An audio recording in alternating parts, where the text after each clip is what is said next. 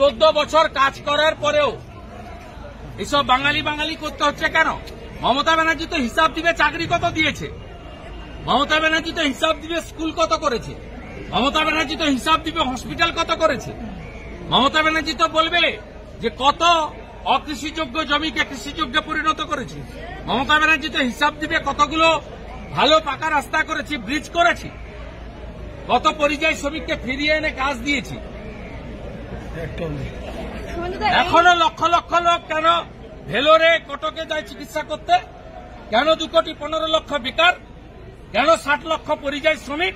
মুখ্যমন্ত্রী 14 বছর পরে উনি তো বিরোধী নেত্রীর মতো কথাবার্তা বলছেন। এই রাস্তা নিয়ে যে উনি টুপি পরানোর মাস্টার, এবারে টুপি পরবে না, এবারে বাঁটনা মত, এবারে যোগীজির যে স্লোগান बांटेंगे तो काटेंगे, এবারে कोई बांटने वाला हिंदू नहीं है।